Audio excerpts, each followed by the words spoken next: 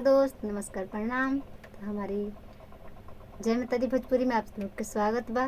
तो फ्रेंड, हम और हमारी बेटी को आप लोग पूरा प्यार दुलार सपोर्ट दीजिए। और चलिए आप लोग के बीच हम लोग एक लाचारी सुनाते हैं। राजा कोइला बियाह ताना तीजा करेला, राजा कोइला बियाह ताना तीजा करेला।